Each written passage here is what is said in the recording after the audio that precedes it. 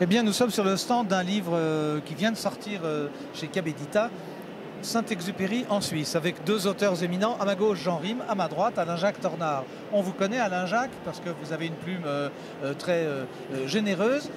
On connaissait Durafour, on connaissait Dufaux, mais qu'est-ce qu'est venu faire Saint-Exupéry en Suisse et c'était quand? Alors c'était pendant la Première Guerre mondiale, de 1915 à 1917. Alors on pourrait dire que ces 2 années, c'est perdu dans son existence, c'est pas les 2 années les plus importantes de sa vie. C'est pas la Cordillère des Andes, hein, c'est pas la traversée de l'Atlantique. Et pourtant, ce sont 2 années fondamentales dans la vie de Saint-Exupéry, parce que ce sont 2 années qui vont lui sauver la vie. Sa maman a très peur qu'il s'engage, il a 1,82 m, il pourrait s'engager prématurément et on aurait pu perdre, on aurait pu perdre en plus de Péguy, en plus d'Alain Fournier, le grand Maulne, tous ces écrivains et tous ceux qu'on n'a pas connus parce qu'ils sont morts, Saint-Exupéry avant qu'il ait écrit la première ligne. Donc elle l'éloigne à Fribourg et en même temps c'est miraculeux. Ce garçon de 14-15 ans qui était sur le point de devenir un adulte prématurément a pu préserver une part de son enfance, a pu faire jouer les prolongations à Fribourg. Et c'est ça qui est extraordinaire. C'est pour ça que je dis toujours que le Petit Prince, quelque part, est né à Fribourg. Alain-Jacques Tornard, moi ça ne m'étonne pas que vous vous intéressiez à Saint-Exupéry. Jean Rime, on vous a vu, on vous a rencontré autour de Tintin à l'époque. On sait que vous êtes de cette même région, Gruyère ou Fribourg. Quand on est français ou quand on vient de Genève, c'est presque la même chose. Quelle est votre implication donc, dans les textes et dans la connaissance de Saint-Ex? Eh bien, moi je travaille en littérature française à l'Université de Fribourg. Et quand Alain-Jacques a eu l'idée de son livre sur Saint-Exupéry en Suisse, il m'a aimablement invité à écrire un texte, d'abord en postface, puis finalement ce texte a pris un petit peu d'ampleur. Il traite de la réception de Saint-Exupéry à Fribourg, après la mort de Saint-Exupéry, parce que tout ne s'est pas arrêté en 1917 quand Saint-Exupéry est reparti passer son bac à Paris et ensuite avoir la carrière littéraire et aéronautique qu'on lui connaît. Mais Saint-Exupéry est resté cher dans le cœur des Fribourgeois depuis sa mort jusqu'à aujourd'hui finalement.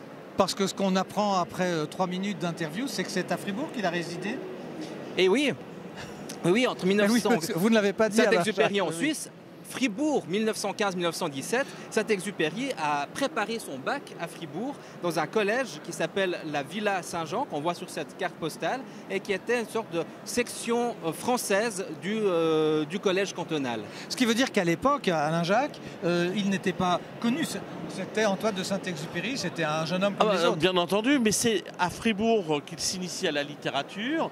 C'est à Fribourg qu'il écrit les premiers poèmes. Il écrit même un texte un peu plus élaboré.